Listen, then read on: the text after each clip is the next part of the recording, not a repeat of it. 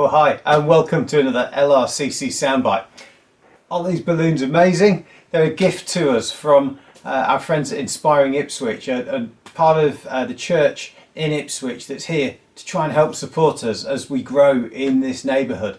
Just really thankful to them for this, so I had to use them on today's soundbite. So if you've been watching in the last few weeks, you'll know that we've been talking about some of Jesus' closest friends when he was teaching in Israel about 2,000 years ago. I've talked about Simon, who Jesus called Peter, or the Rock. I've talked about his brother Andrew and their friends James and John, all four of them fishermen. I talked about Matthew, the tax collector, Simon, who was part of an organisation called the Zealots. That's 6, that's half of the 12. And today I'm going to talk about Thomas. Now, Thomas gained some notoriety, I think, for some of the things that he said. And he's earned himself the unfortunate nickname of Doubting Thomas. What happened was this. After Jesus had been killed, but then on Easter Sunday came back to life again, Jesus came to a room where all the disciples were meeting together. He talked with them, he ate with them, proving beyond doubt that he was alive and fully functional again.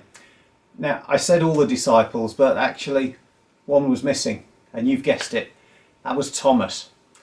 Later, all the others told Thomas about what he'd missed and how amazing it was, but Thomas said, no, I'm not going to believe that unless I also see Jesus and see the proof of how he was killed. A week later, that did happen, so Thomas got his proof and he believed. So poor Thomas is therefore remembered as the one who doubted, who didn't believe without seeing. It's worth saying that I think probably all the disciples were the same. I don't think any of them truly believed until they saw Jesus. It's just Thomas is the one that's remembered for it. But Thomas is known to have said other things as well.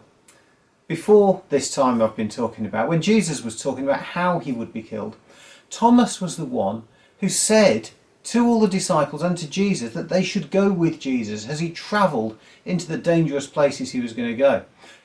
Because Thomas was said he was willing to be with Jesus even if it meant dying with him. Another thing to remember is something that Jesus said to Thomas, that despite how happy Thomas was to see Jesus alive again and how that got rid of all his doubts, the people who believe in Jesus when they haven't seen him will be even more happier and even more greatly blessed for it. And when Jesus said that, he was referring to people like us, people who believe in Jesus, who have a real relationship with Jesus but have never had that opportunity to physically speak and meet with Jesus. Now, there's traditions and other writings that aren't in the Bible that tell us that Thomas would eventually travel east from Israel, taking the stories of Jesus and the message of good news all the way to India and to the south of India. Very often we want to see proof of things before we'll believe them, don't we?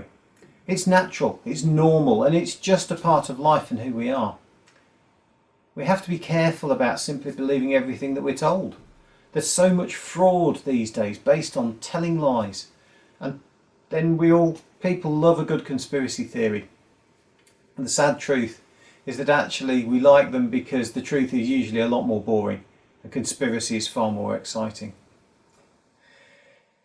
We don't talk about Jesus and our Christian faith as something for which we don't have proof.